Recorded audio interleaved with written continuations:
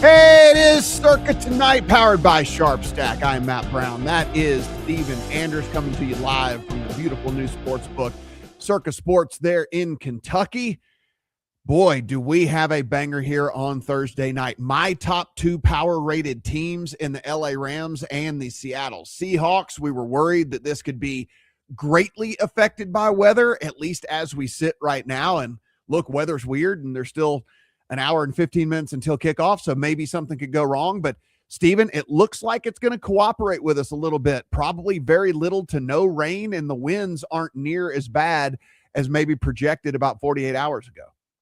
Yeah, a few meteorologists were saying maybe some downpours for this game, and I'm seeing, videos on Twitter pregame. It looks perfectly dry to me, and then for people who have kind of handicapped wind at the stadium before, seems like the direction of the wind will be pretty much blocked by the stadium. So this total was about 42. It's at 42.5 now as we look here. And Matt, I think, it might be a chance for a live over here if the offenses are showing a little bit of early success compared to what we saw in the first meeting between these two teams. Yeah, I am monitoring this pretty closely. It looks like we're probably going to get to 43 on this before kick, it seems like. And even at 43, that's fine. Cause like you said, I want to just make sure and see it with my own eyes first. But after that, definitely if these offenses look fine and it doesn't look like things are getting too incredibly messed with out there, then yeah, I will probably be coming in on a live over. You can see Steven right now, if you're watching us on the video side of things, looking at these totals through the SharpStack app over at our friends at 4for4. If you haven't gotten that already, TNF Live, you can go over to 4for4. TNF Live is a promo code, 7 days absolutely free, 25% off when you decide to subscribe. You can compare and contrast all of the different books across the country and make sure, as soon as I say that, Steven, a book just flashed to 43. So there we go. So it is super interesting to kind of watch this and see how this all is going to play out. But 1.5 in favor of the home team, Seattle Seahawks. Currently, the industry decided that without Davante Adams, because this was a Rams slight favorite, but without Davante Adams, they decided that this thing should swing towards Seattle. That says they're not completely clean either, Steven. They are missing blindside tackle there in Cross, so it's kind of a small injury report for both teams, but a critical injury report for both teams. You never want to have your blindside tackle out, and you certainly don't want to have the guy that's leading the NFL in touchdown receptions, who's been a very key part of your red zone offense, out either. So small injury report, but very, very, very crucial. For sure. I'll give you kind of my wide angle lens view thoughts of this game in terms of side and total. We can kind of dig into it a little bit. I felt in the first meeting between these two teams before the ball was even kicked off that these two were very close. I thought either side being 3 was a mistake.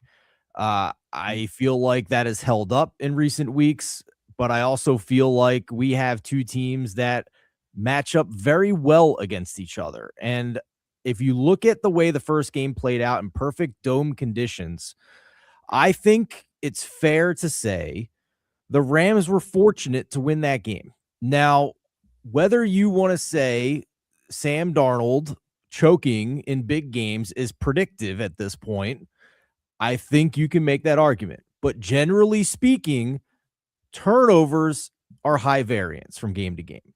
So Sam Darnold absolutely gave that game away. He had 4 interceptions in that game, and it led to 2 touchdown drives for the Rams that were a grand total of 28 yards combined. And they win the game 21-19.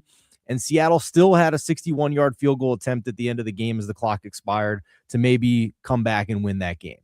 So I think they're just really evenly matched, Matt. And that's why I bet Seahawks at the beginning of the week at plus money, when it was abundantly obvious to me that Davante Adams wasn't going to play. He is inactive tonight. I bet under 44.5 in this game before I even knew about the weather alerts that look mostly inaccurate at this point.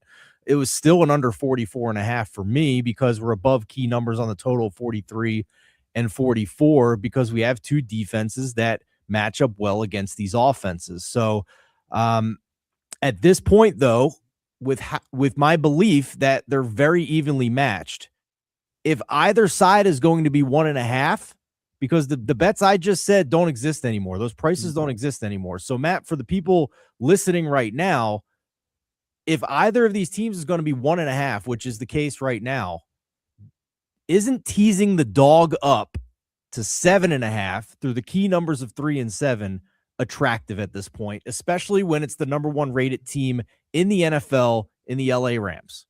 Yeah, no, absolutely. I full disclosure, I just played a money line on the Rams in this one, but I would certainly like them. Obviously, if I'm willing to play a money line, then I'm certainly willing to take them up in a teaser as well.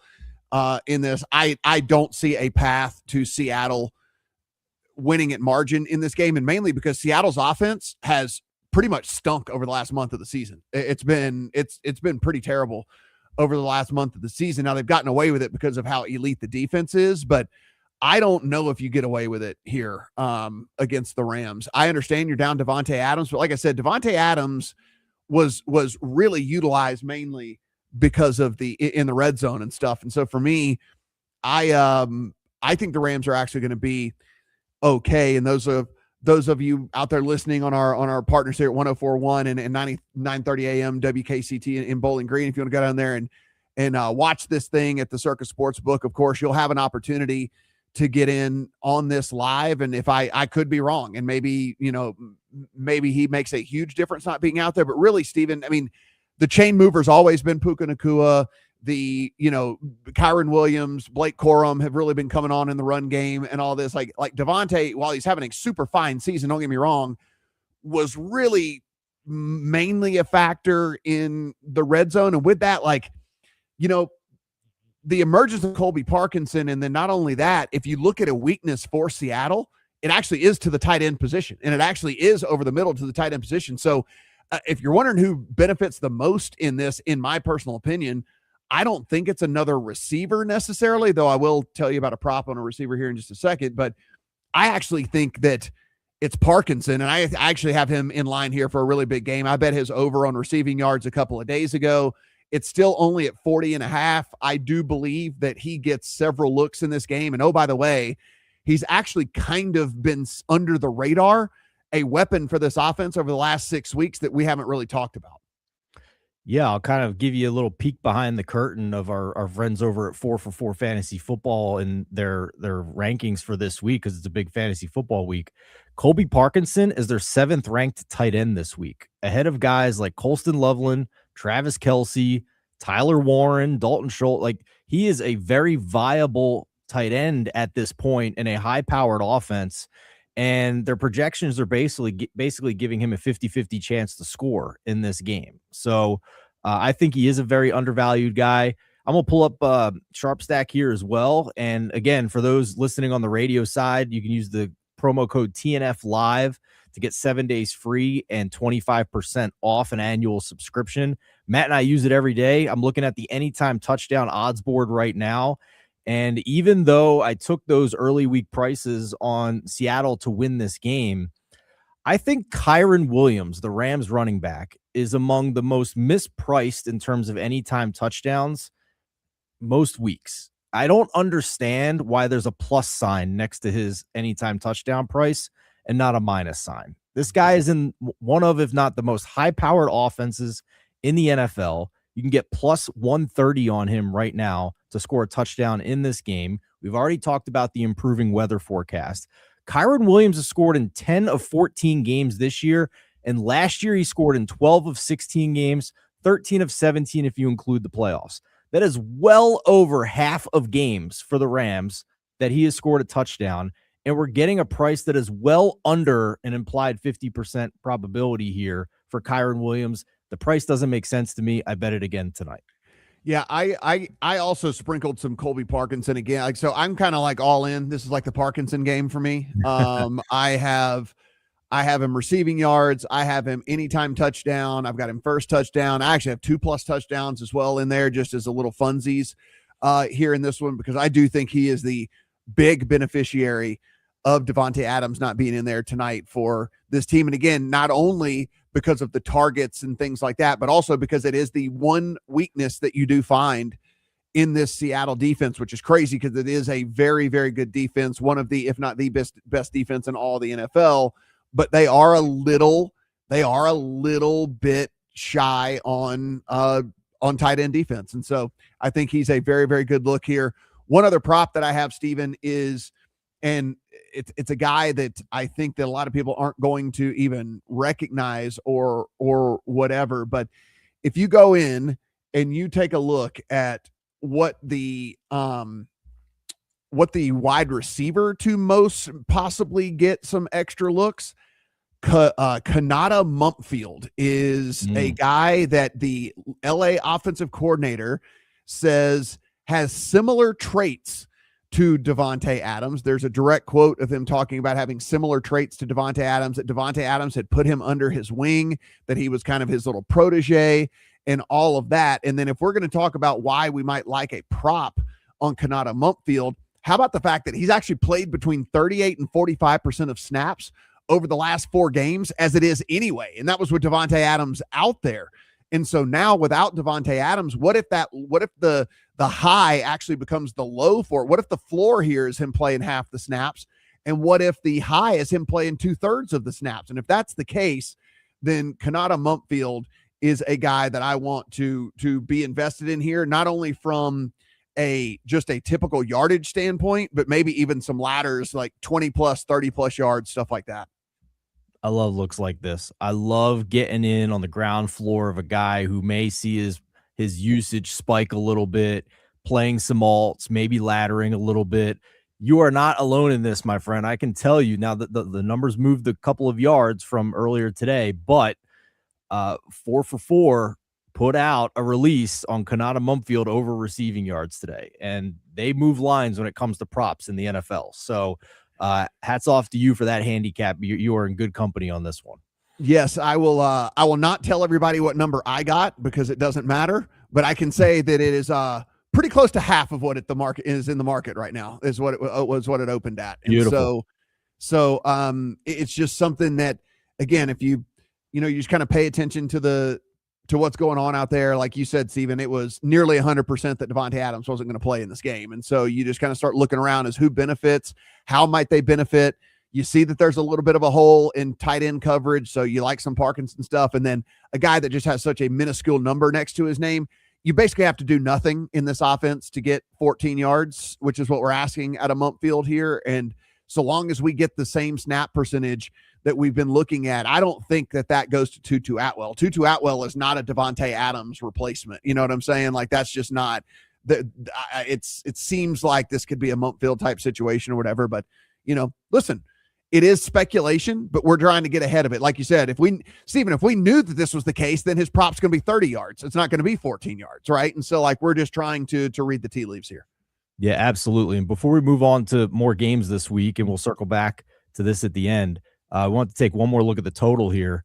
And there's actually a 41.5 that has popped up here. So I think we're just getting a tug of war here, Matt, in the market between people who believe in the weather handicap and people who don't believe in the weather handicap. We might just go back and forth here for the next hour. That's going to be the most interesting line to watch before kickoff here for sure. Yeah, if I was in a market that had a 41.5, I would probably go ahead and play the over. I'm thinking about middling it. I told you I bet under 44.5 earlier this week, and yeah. I'm looking at this 41.5 really hard right now and going for that 3-point middle. Yeah, it's a solid one too, right? I mean, that's very key numbers that you get in there as well. So again, we'll circle back around, see what this looks like, and let you guys know how we're going to maybe adjust depending on what goes on here over the next hour or so. But let's go ahead and get into it here. Of course, 2 Saturday games this week as we get into the Saturday NFL games, the first of which is the Philadelphia Eagles on the road at the Washington Commanders. This is a full 7 now in favor of Philadelphia. So 6.5s are all gone, all bought up. That's a full touchdown in favor of the Eagles on the road over the Commanders. 44.5 is our total. Of course, they have announced they have shut down Jaden Daniels for the season. Zach Ertz placed on IR, all of that. So it is a shell of the Commanders that will be hosting this Eagles team that got back on the right track last week. But let's not get crazy here. It was against the Raiders. I mean, if there was ever a team to get back on track against, it would have been that one. What say you here at the full touchdown? I mean, how many more injuries can the Commanders have? This is going to be a theme for a lot of games and a lot of teams this week, where we have to decide whether the favorite has been moved out to a point where we need to buy back on the underdog, or if it's just a case where the underdog has just run out of players. And, we already knew that the Commanders are missing a lot of players on defense to injury. Jaden Daniels obviously has been shut down, but now Laramie Tunsil had an oblique injury that had him leave the game twice last week. I don't think he's going to play. So it makes sense to me why an expensive price on the Eagles has gotten even more expensive. I'm not interested in taking an expensive price with how inconsistent the Eagles offense has been at this point in the season. I would start considering buyback on the Commanders if we got to more than a touchdown here. I've liked the way Marcus Mariota has looked, but we're not there yet. As we talk about this game right now, we're still sitting on 7. Yeah, I mean, for me, here's the thing.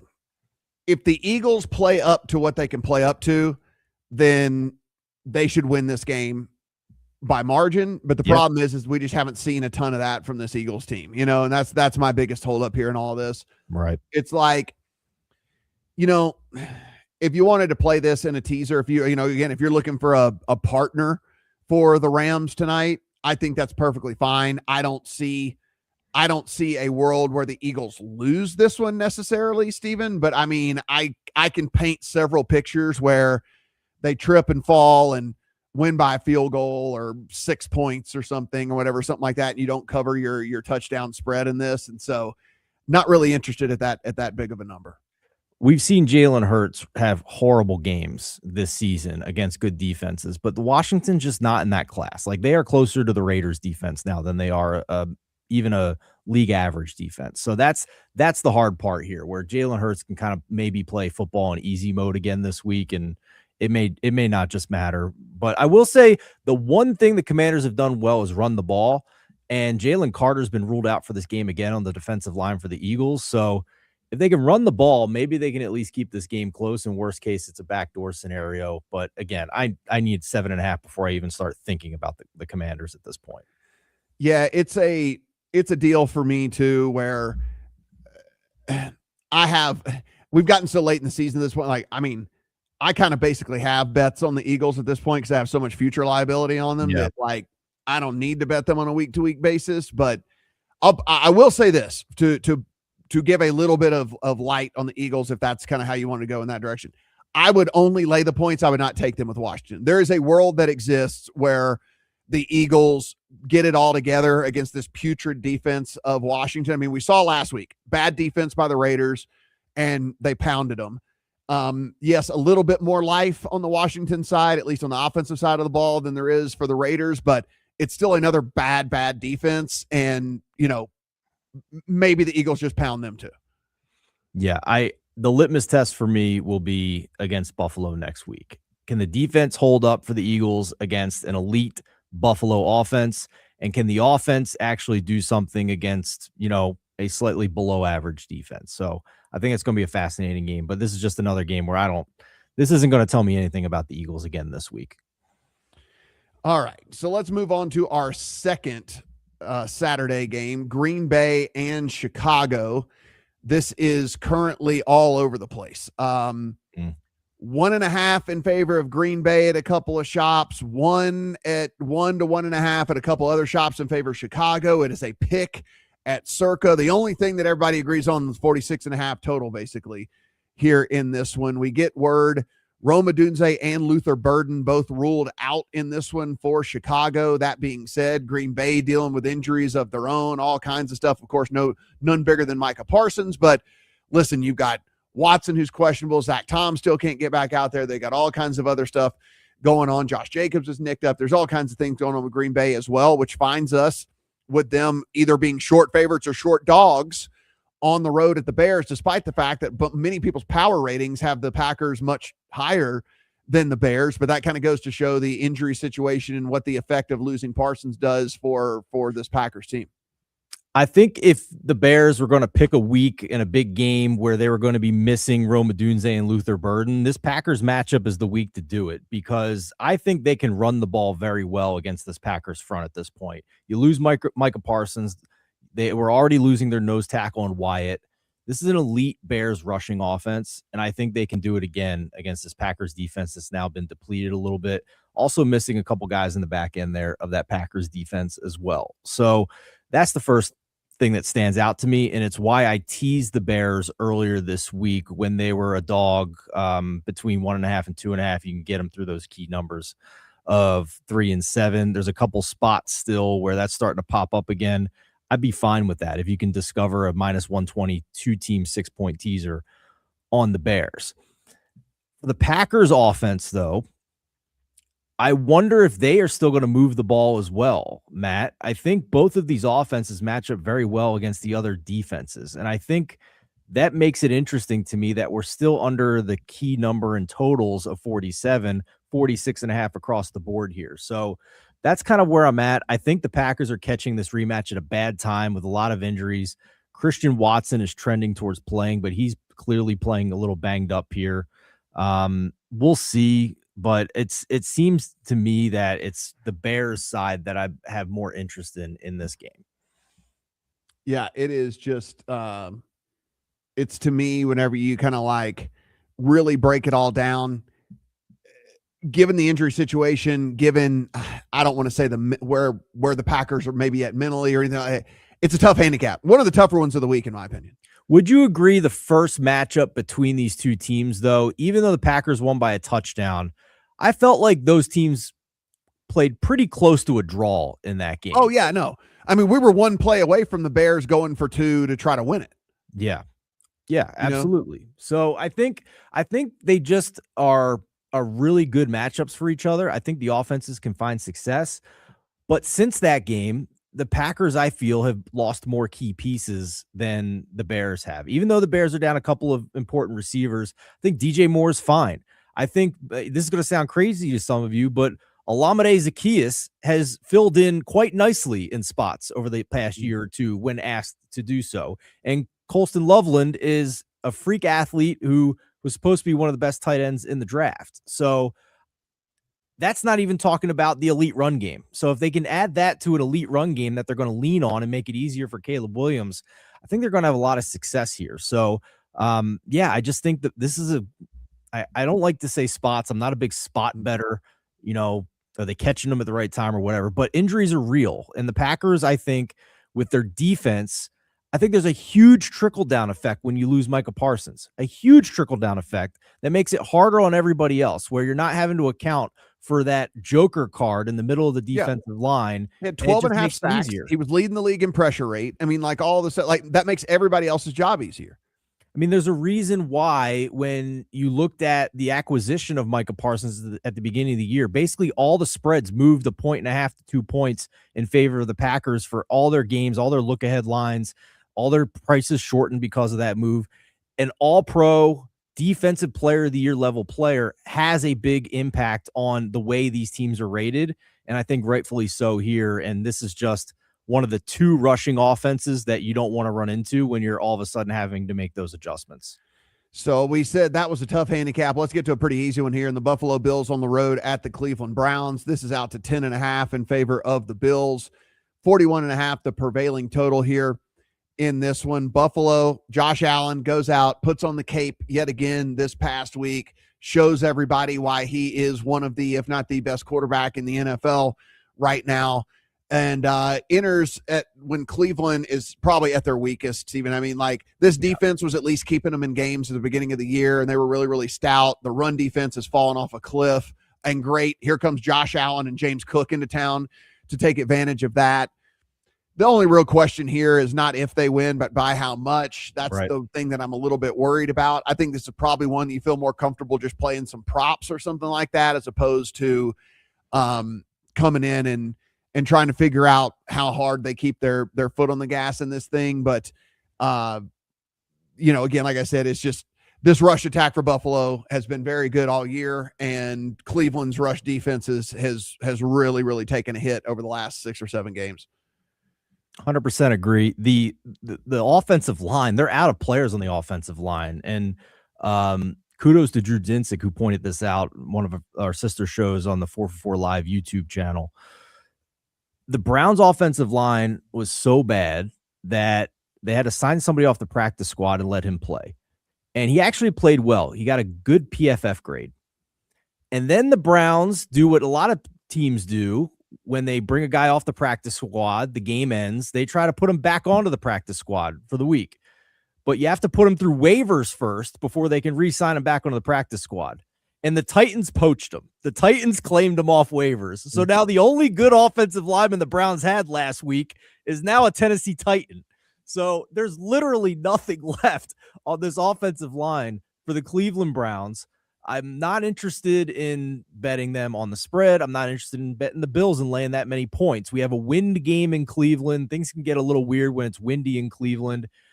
All this led to an under bet for me. I bet under 41.5 in this game. I'm getting a kind of the worst of the number here. This was closer to 43.5 at the start of the week, but I just don't know how the Browns move the ball, even if they get into a negative game state with the wind and the offensive line situation. This kind of smacks like the Bills game when they played the Steelers a few weeks ago, and it was just like a 26-7 game. Bills milk the clock, Bills run the ball and get the heck out of here. And it's I don't see how this gets into the 43-44 range in this game. New York Football Jets are on the road at the New Orleans Saints, and this is out to 5.5 in favor of the Saints at home over the Jets. 40.5 is our total. Of course, the Jets are starting a rookie quarterback that nobody wanted, but I mean, the Saints are starting a rookie quarterback too. This is starting to get to the point of like, oh boy, at what point do I have to like make the hate click on the Jets? Because we're now almost getting into silly territory here with all of this. No Devin Neal, no Alvin Kamara. They had to sign Nyheim Hines to come in. Nyheim Hines is going to get run for. Come on! This is Audric Estime week, man. This is for the Notre Dame people. Nyheim Hines is going to get third down touches and stuff or whatever. I mean, this is insanity. But anyway, it's still in the dead zone here. I mean, this was 4.5. Now it's 5.5. No real difference in any of those numbers. But of course, if this gets all the way to 6, then it's a different conversation. What say you, Jets in New Orleans? Well, the bet came today when the movement came today from 4.5 to 5.5 at Circa. I had to change the graphics right before the show because of that action that came in. So that tells you that it was a little bit higher limit than a bet early in the week that might have moved it into place. So that carries more weight for me. I don't have any interest in betting the Jets at this point. I mean, they're playing their third string quarterback who's an undrafted rookie. They're trying to get in position to get a like this is clearly a team to me, Matt, that is looking at the big picture and trying to get in position to draft a quarterback. If Tyrod Taylor is healthy, which I'm not sure he totally is, but he's getting close. But they announced right at the start of the week that Brady Cook was going to be the quarterback for this game. So, and you have a Saints team that very clearly is locked in and playing hard and doing well for their first year head coach with a rookie quarterback in Tyler Shuck, who by all accounts was mature and experienced and maybe doesn't have a high ceiling, but certainly has a high floor with all the experience he's had. And I think we're starting to see that over the past couple of weeks. So it is Saints or nothing for me. I certainly don't want to lay this many points with the Saints. So I got creative a little bit and I went moneyline parlay. So the Saints are in a moneyline parlay with me with another team this week that's less than a touchdown favorite. When you do that, you get plus money on that moneyline parlay. So I have a Saints and Bengals Saints and Bengals money line parlay bet this week because I just think the Jets are one of the few dead teams in the league at this point. Okay. All right. Well, yeah. I mean, look, I'm certainly never taking anything with the Jets unless this happened to get to 6 or something. And even then, yeah, and I respect that for sure. Yeah. It'd have to be a question still at that point, even. But yeah, it's just a really weird, wild kind of situation here that we're it's one of the toughest things in NFL handicapping, right, Matt? We get to this point in the season and we're getting numbers on some of these underdogs that we haven't seen all season long, and we have to ask ourselves, is it too far? Is this bettable, or is this just a team that's run out of talent at this point? And it's, none of us know till it happens, but it's the debate we have with a lot of these dogs at this point in the season. Yeah, it's and you did. I will say this: the Saints are still at least playing football. You're right. Yeah, like they're out there trying. They really are. Minnesota Vikings on the road at the New York Football Giants. This is a juiced 2.5 or a cheap 3 out there on the Vikings as road favorites. 43.5 is our total here in this one. So heading into week number 16, Stephen, if somebody told me, hey, I need you to tell me what team do you have absolutely no idea what they are? How have you not figured out who they are by week 16? My answer would be the Minnesota Vikings. I am so far off on this team. I can't figure it out. As soon as I figure out JJ McCarthy can't play, he strings together a couple of decent games. It just, I don't know. I have no idea. It feels like a full field goal for them in any game is too much, but I don't know. Tell everybody your favorite saying of a game that you don't want to bet. Like you just I would like to put it on a rocket and fire it into the sun. There we go. We go. That's what I did with this game, man. Like I agree with you. I don't know what to make of the Vikings looking a little bit better. I will say it's interesting that they're pulling off these performances despite getting basically nothing out of Justin Jefferson. So maybe arguably there's still room for even more here if they somehow figure out how to get Justin Jefferson reacclimated, reinvolved in this offense. So that's interesting to me. But JJ McCarthy was brutally bad before these last couple of weeks. So I'm not ready to ask JJ McCarthy to win by more than a field goal on the road in the NFL outdoors. I will just sit back and watch on this one. Yeah, it's just they got to hang them all. We don't got to bet them all. So yeah, sometimes we just move right on, and I think that's where I am with this one. Both teams are dead. They're not in the playoffs. It's more of a scouting game, trying to figure out if there's anything you want to take with you into future weeks or into next year or something, but that's kind of all. And what the heck was that from Jackson Dart and the Giants against that awful Washington defense last week? Now we don't even know if they're going to show up some weeks. Yeah. Tampa Bay Bucks are on the road at the Carolina Panthers. It is 3 across the board in favor of the Bucks on the road as favorites. 45.5 to 46 is our total out there in the market. Who'da thunk it? Yes, an incredibly important Week 16 game between the Tampa Bay Bucks and the Carolina Panthers, as this could determine who wins that division. So here we go. The Carolina Panthers blew a fantastic opportunity last week in which the Bucks had lost, and all they had to do was go and win a game in which they were 2.5-point favorites. Could not do that. So now they find themselves having to win this game against the Bucks heads up to kind of keep their hopes alive of winning that division and moving on into the playoffs. The Bucks, obviously, and I really am, I'm curious to your opinion on this, Steve. I don't think Baker fell off a cliff. I think Baker is playing very injured, and he's just too tough for his own good. Sometimes he probably should have just sat out a couple of games and gotten healthy and then came back in, because you're just seeing stuff out of him that you don't really ever see. The arm strength isn't quite what it was. The little bit of hesitation to run, which we've never seen from him before, completely just air mailing some balls we hadn't really seen since his rookie season when he was so terrible. So I don't know. I'm pretty convinced he's just playing injured. And so I don't know. I don't know what to do here. My gut tells me I should take the full field goal, but I have not put it in the account. So what say you? I'm not sure about Baker like you are. What I am sure about is this Tampa Bay defense has been bad. Yeah. And I don't really know how to explain it. I mean, Todd Bowles is supposed to be a wizard, but this Tampa Bay defense over the past 4 weeks has been dead last in drop back success rate. And there have been some teams that have run out of players that have not been as bad as the Tampa Bay Buccaneers pass defense over the past month. And that includes Kirk Cousins. Kirk Cousins without Drake London carving up this defense on a short week on the road. So I can't get to the Bucs being a 3-point favorite on the road here against Carolina. I certainly acknowledge that Carolina has been one of the most unpredictable teams in the NFL week to week. It's hard to figure out when they're going to be good and when they're not. But I at least have some comfort that most of their best games have come at home. Bryce Young, for the majority of his career, has just been miserable on the road, but when he's played well, it's been at home.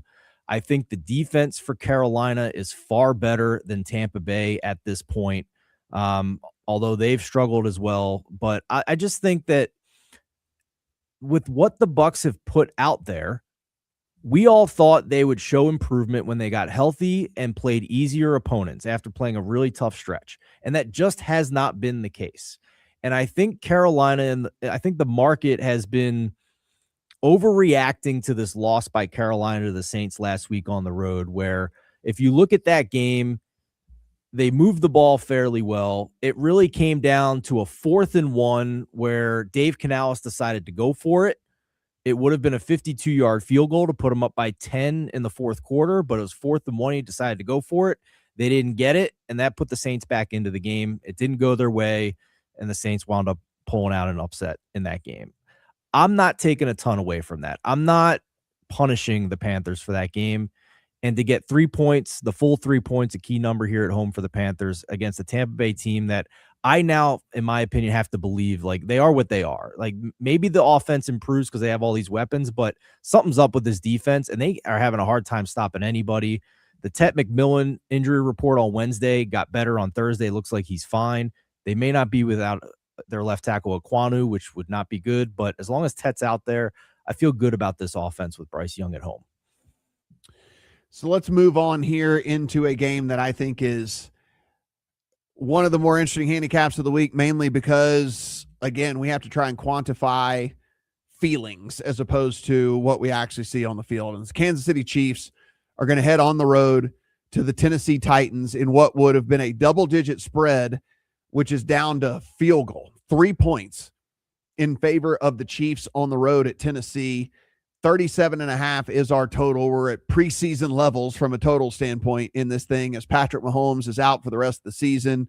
He hopes to be back in time for the first week of next year, but we shall see. Gardner Minshew takes over for the Kansas City Chiefs with a battered and bruised offensive line on the road against a Tennessee team that is terrible, but at least plays. I mean, like, here's the thing with Tennessee, Stephen, like, they're bad. Like they're a bad football team. They don't have much talent, but they at least play. They play the full 60 minutes. I mean, they'll get you a garbage time score. There's no doubt about that, which is why this is so scary. If you want to lay it with Kansas City, do you really think that they get a margin lead in this thing? Because if they don't, Tennessee's live to backdoor you, man. Like Cam Ward just keeps on throwing all the way to the whistle. I think the Chiefs are a prime candidate to like basically quit this week, man. I mean, we already had Cancun type situation. Yeah, 100%. We already had questions about how bad the offensive line was, how below average the defense was for a lot of weeks here. They were having, low scoring games, coin flip situations, and I think a lot of that was being held together because Patrick Mahomes is the best on the planet. So I think there's a reason why the worst team in the NFL has been getting bet this week, and it's moved steadily towards the key number of 3. And I'm not sure what to do about this game other than lean into some kind of tail outcomes here on the Titans, believe it or not. I mean, I bet -5.5 at 3-1 odds on the Titans in this game, just based on that angle that maybe the Chiefs are just done. I mean, they don't have anybody to protect for Gardner Minshew, and now Rashee Rice, there's no way he's going to play. I mean, he's back-to-back DNP with his concussion. There's no way he's going to play. So I this is just like a skeleton crew for the Chiefs at this point. And McDuffie was banged up too. Their second best player in the secondary. So I don't see any reason why anybody who's a little banged up or at risk of further injuring, why would they play in this game? I just don't see it.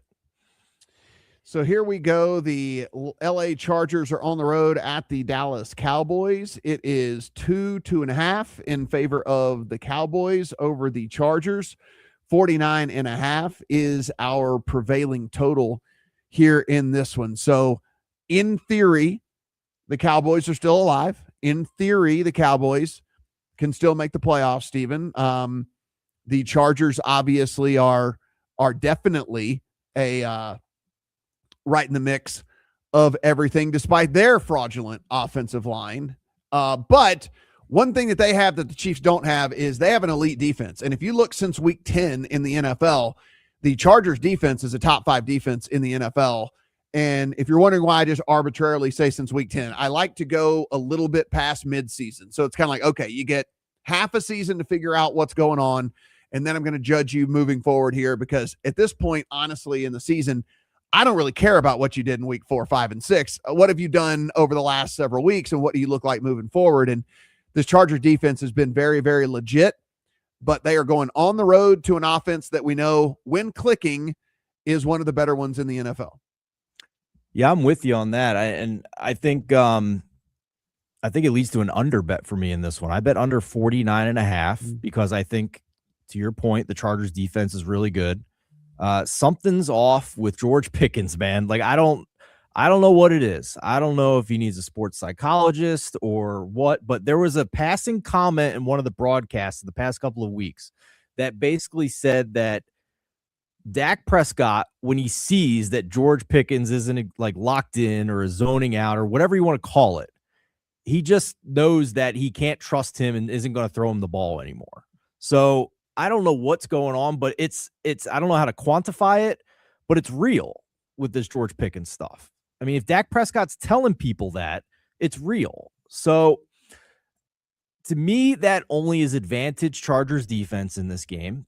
And then on the other side, I mean, I know it's not his throwing hand, but you can't tell me Justin Herbert looks anywhere close to his normal self since this left broken hand situation popped out here. So that's where I'm at. I think it's under 49.5 here. I was very surprised and happy that Quinnen Williams looks like he might play in this game, which will make it even tougher for the Chargers offensive line and protecting for Justin Herbert. So I actually think this is a sneaky under game, despite what we've seen from the Cowboys in a lot of their games this year.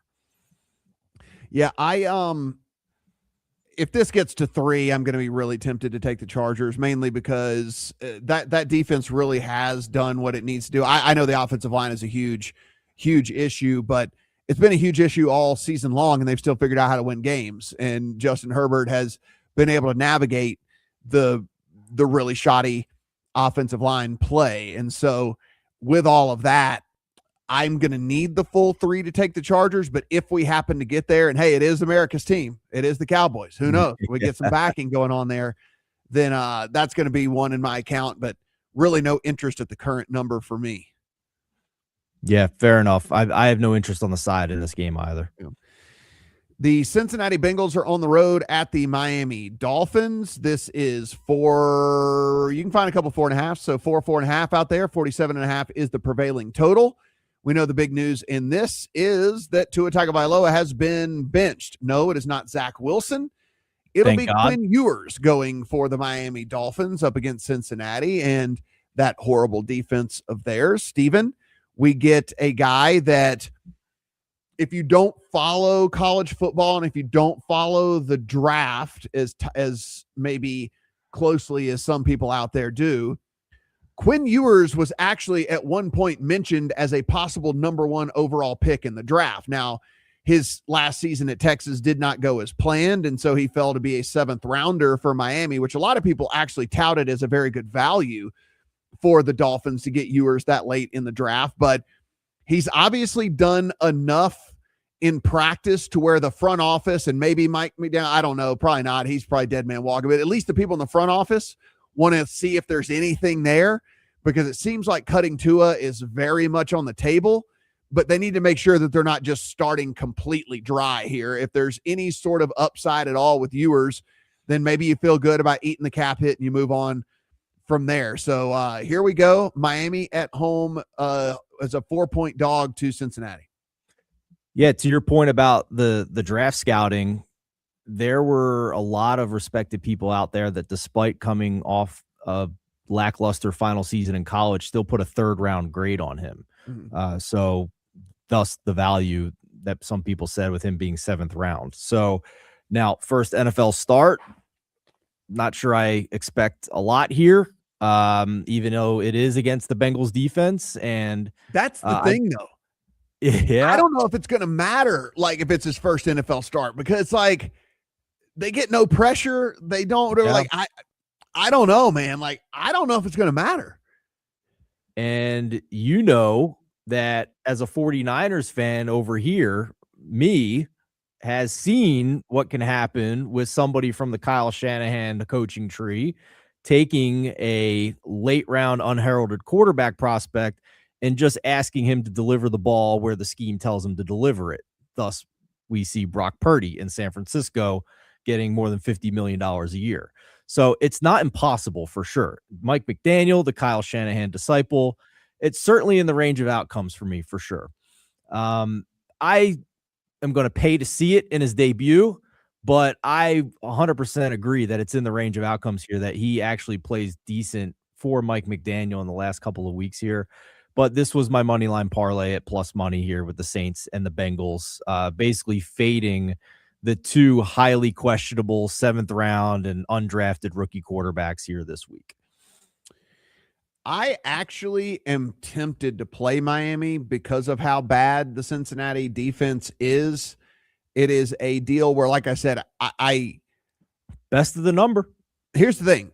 Miami was winning games even with Tua at quarterback, and that should tell you something, right? I mean, like, Tua was horrific even through that winning stretch. I mean, he didn't throw for like over 171 yards or something in all of the 4 of those games that they won. Yeah. The defense just played really well, and Achane is a beast at running the ball. And so I don't really know what the drop-off is from what Tua has done this year to what Quinn Ewers might be able to do here against Cincinnati. So that's kind of like my counterpoint, I guess, in the whole thing and all of this. Well, let's just put a number on what Tua was this year. 22nd by EPA and CPOE composite score. That was among all quarterbacks with at least about 250 plays. If we look at his success rate, though, that's the issue, right? I mean, on a down-to-down basis, Tua had a successful play only 44% of the time. Only Flacco, J.J. McCarthy, and Cam Ward were worse this season. So points well taken on that for sure, Matt. Yeah, I just wonder, too. So Cincinnati, and I don't know if they'll change or not, but Cincinnati plays like an inordinate amount of man these days comparatively to the rest of the league. Like, they play man about 38% of the time, where most teams just don't. Like, most teams are just don't play that much man. I mean, Ewers might be able against, like, I mean, these are bad corners for Cincinnati. I mean, like, if they continue with that game plan, he might be able to find some success. Like, Jalen Waddle can get open against bad corners.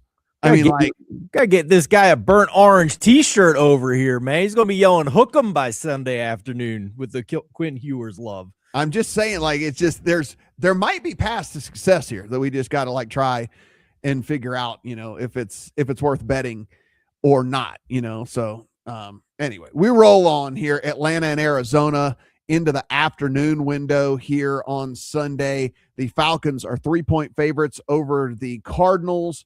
47.5 to 48 is our total here in this one, Steven. As we know, Bam Knight now to IR for Arizona. They are now down 3 running backs. They will be turning to Michael Carter and DeMercado to try and tote the rock for them. It does look like Harrison is going to be back for them in this one. Atlanta, of course, much of the same, though they might get Drake London back. We don't know as of this stream.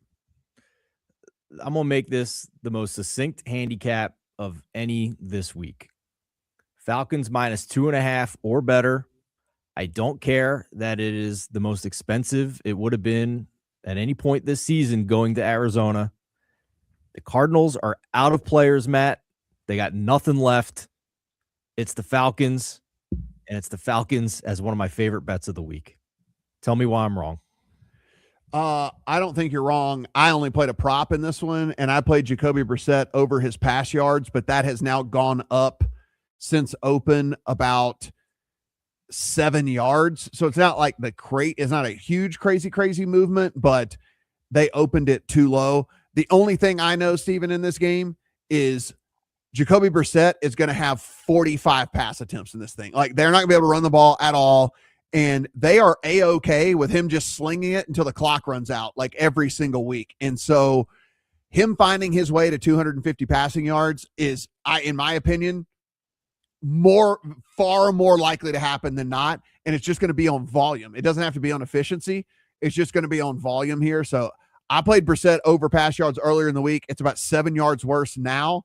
I would still probably play it all the way up to like 250.5, and then past that, maybe you're getting a little bit dicey, but they are fine just letting him sling it every single down. Yeah, two things can be true, though. Like, you could be right about that. There could be a lot of garbage time. It's like, it's almost the entire second halves have been garbage time for the Cardinals. Yeah, I mean, we saw it last week with this team. I mean, if you were playing, any of the people in fantasy, if you're playing Trey McBride or Michael Wilson in your fantasy, like, they got you home in the second half, and you probably won your week last week because Jacoby Brissett just goes out and throws every single down. So, but the Falcons' pass rush is very real at this point, and it did a good job even against an offensive line anchored by Tristan Wirfs a week ago, and now they're playing a bunch of backups for Arizona. So that's part of the reason why I bet the Falcons this week. It's another reason why I want to bring up the defensive rookie of the year market, Matt. James Pierce right now is the third choice at 11-1. He leads all rookies in sacks. He's up to 8. He's got a few weeks left to pad those numbers and get into double digits. This has been the softest market in terms of favorites, in my opinion, among all the awards. The Browns have had their rookie linebacker, Carson Schwezinger, basically become the favorite because Abdul Carter has done nothing. Schwezinger is basically like top 10 in the league in tackles, but that's not who typically wins this award. The last 2 linebackers to win this award, it's only happened like twice in the past 15 years. Both of those linebackers, Shaq Leonard for the Colts and Luke Kuechly for the Panthers, led the entire NFL in tackles as a rookie. And they won in part because there weren't a lot of good pass rusher candidates that year. So I don't think Carson is there by merit or is some overwhelming favorite that can't be beat. And the second choice in the market is Nick Manowari for the Seahawks, who we'll see what happens in this game tonight. But it's usually a pass rusher who wins this award, and James Pierce might storm up and take this award considering how effective he has been and how hard the Falcons are still playing here for the final 3 weeks. I will there's one other angle to this if you kind of want to play an angle in this, which is kind of like, aren't they going to want to be a little bit more liberal with who they give these awards to? I mean, again, that's just my take on this a little bit, which is just 2 awards for the Browns essentially is right. I mean, because Myles Garrett is 100% getting defensive player of the year. Yes. Are they really going to give two awards to a team that is horrific? I mean, I think it would happen if there was no pass rusher who had 10 sacks or whatever. I mean, but now Pierce is starting to build up these sack numbers. A couple of weeks ago, I would have said it probably is going to happen because there's nobody else to choose from. Mm-hmm. But if he gets to 10 sacks, I think he's very live. Jacksonville and Denver, Pittsburgh and Detroit. Stick around for the post show here, the bonus show. We will hit those games, of course, according, and we'll get to the primetime games as well. But real quick, Las Vegas and Houston. This is out to 14.5 in favor of the Texans at home over Vegas. Vegas is basically my number 32 team right now in the NFL, Steven. They're going to trot Geno Smith back out there for whatever reason. Makes no sense to me. He's played horrific all year long. So why, I guess, go back to what was not working. This coaching staff in Vegas has got to be a one and done. They got to be gone. But anyway, it's 2 touchdowns. Again, not my style of game to bet. I don't have a ton of success with these type of games. I hate a game where my team can be dominating and be up by 21 points in the fourth quarter and I'm still live to get backdoored. Like, all of that just really stinks for me. So it's probably just going to be a pass for me. Hey, they say the lower the over-under, the lower the total, the more the more important the points are, right? Or the more valuable the points are. So you don't want 14 points with a total of 37.5? You go right ahead, buddy. Yeah, I'm being sarcastic. I don't have any interest in the Raiders. Implied score of this game of 26-11.5. Somewhere around there sounds fine to me. So it wouldn't shock me if the Raiders fail to get 10 points in this game. Texans need it. Yes, they definitely need it, and they'll get it. It's just, when do they decide they don't need to get it anymore? It's basically right. What it comes down to. All right, guys, Thursday night football in one of the premier games of the year happens to be on an island here for us on Thursday. The Rams are heading up to take on the Seattle Seahawks. We are 20-ish minutes away from kickoff. 1.5 is the prevailing prevailing spread out there. 42 to 42.5 out there in the market right now from a total standpoint. Steven, here we are. Circa, actually, since you made your graphic, has now gone to 2.5 in favor of Seattle. So they must have gotten a nice bet here on this one. So they are looking at 2.5. As we say this, Caesars flashes to 2. So there seems to be some late Seattle money coming in here in this one. Now, I don't know if this is just the public tuning in and finding out for the first time that Davante Adams isn't playing and they want to throw in some late money on all of this. I don't know where that is, but I can tell you this. We got 20 minutes till kickoff. This thing gets to 3. I'm coming back in. Like I said, I'm on a Rams money line bet already as it is anyway, which is obviously at the worst of the number because this thing's going Seattle's way. But I'd come back in at 3 on the Rams for sure. In a heartbeat. I have plus money on Seahawks money line right now. I would, in a heartbeat, come back and try and middle this with the 3 on the Rams if we got there for sure. As far as props, it's Kyron Williams anytime touchdown for me at plus 130. I just don't understand why he's not closer to minus for an anytime touchdown. He's scored in 10 of 14 games this year, around the same percentage last year, even if you include the 2 playoff games for the Rams. You mentioned Colby Parkinson, right? Interesting look there. Yeah, Colby Parkinson. I have yardage. I have anytime touchdown. I have first touchdown. I have 2 touchdowns just as a, more of a fun type bet for me with him. But if you look, if we're talking about Davante Adams being out, who is the most likely beneficiary of that?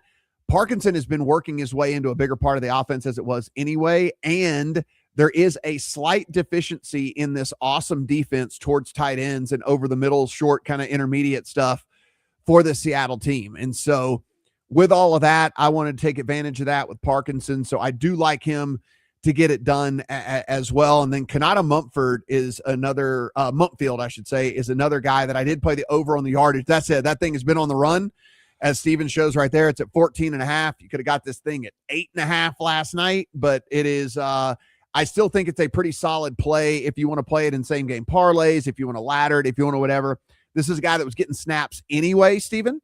So he is a guy that they apparently were kind of like modeling as the protege to Davante Adams, and the offensive coordinator for the Rams said that he has a lot of similar traits to Davante Adams. So I expect him to play about half the snaps tonight. And if he plays half the snaps tonight, I don't think getting 14 yards is out of the equation. Favorite look for me at this point, Matt, is teasing the Rams at current prices. I think these teams are so closely matched. I think You could possibly cash a teaser before Sunday 1 p.m. kickoffs even start. Tease the Rams with the Bears as a dog on Saturday as well. That would be my favorite teaser probably of the entire week here, Matt. Guys, appreciate you listening on Talk 104.1, 9:30 a.m. WKCT in Bowling Green, Kentucky. And if you want to get in on all the rest of these games, over on the 4for4 socials.